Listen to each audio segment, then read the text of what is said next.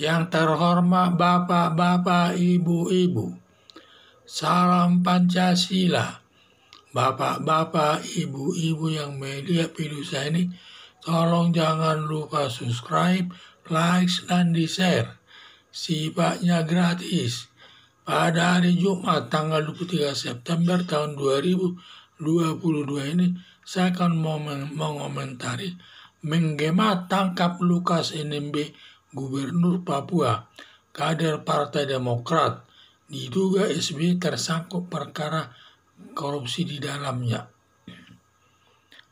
Lukas NMB, Gubernur Papua, melakukan perbuatan korupsi sekitar 700 miliar.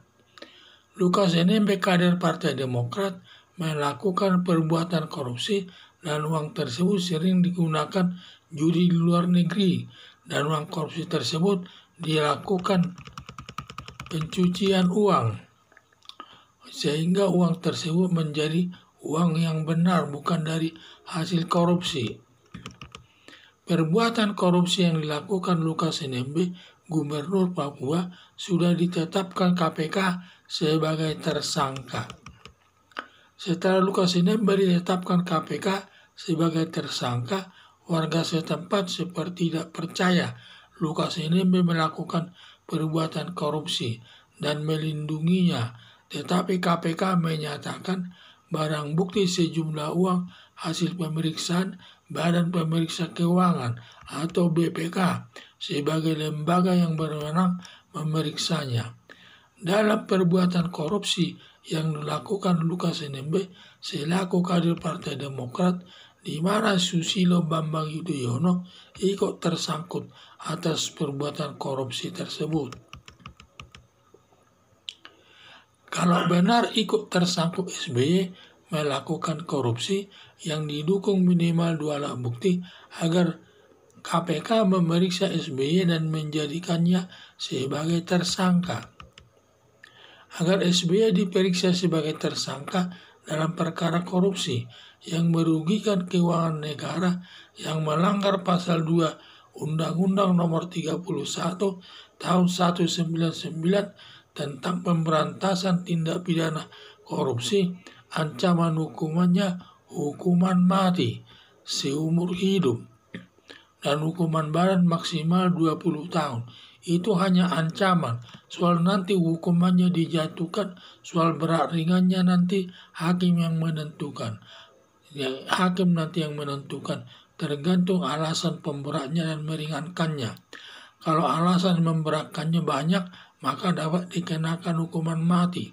Tetapi kalau alasan meringankannya yang banyak, dapat dijatuhkan 20 tahun atau 15 tahun. Dapat diterapkan hukuman mati berdasarkan pasal 2 ayat 2 Undang-Undang Nomor 31 Tahun 1999 tentang pemberantasan tindak pidana korupsi dengan 4 syarat. A. Dalam keadaan darurat yang ditetapkan dalam undang-undang, sehingga harus ada undang-undangnya yang dibuat DPR, sehingga DPR ikut bertanggung jawab dalam keadaan darurat tersebut. B. Bencana alam. Bencana alam ini antara lain gunung meletus, virus corona, tsunami, banjir bandang, tanah turun atau turun ke bawah dan lain sebagainya. Itulah ancaman, dan juga hujan bandang dan lain sebagainya. Salah satu itu dipenuhi dapat dikenakan hukuman mati. Mengulangi perbuatan korupsi, yaitu seseorang melakukan perbuatan korupsi sudah dihukum hakim, sudah setelah dihukum dia sudah keluar dari tahanan menjalani putusan hakim tersebut, baru belum 5 tahun sudah melakukan perbuatan korupsi lagi. Ada yang namakan mengulangi perbuatan korupsi. Resesi keuangan dan resesi ekonomi. Resesi keuangan ini termasuklah ini negara tidak punya uang, bayar gaji pun susah. Dan resesi ekonomi juga, ekonomi lesu, tidak laku. Maka kalau dilakukan salah satu itu dapat dikenakan hukuman mati. salah satu syarat dari 4 syarat dipenuhi, dapat diterapkan hukuman mati.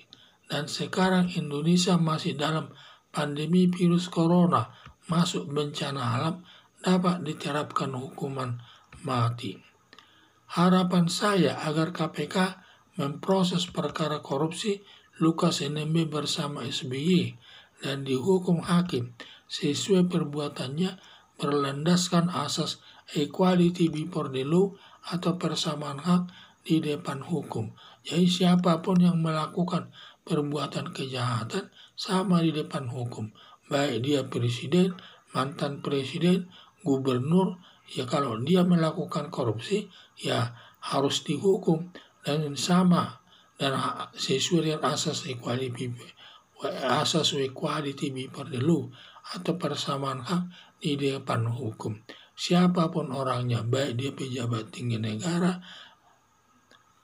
tokoh agama, tokoh masyarakat, dan juga pengusaha besar, dan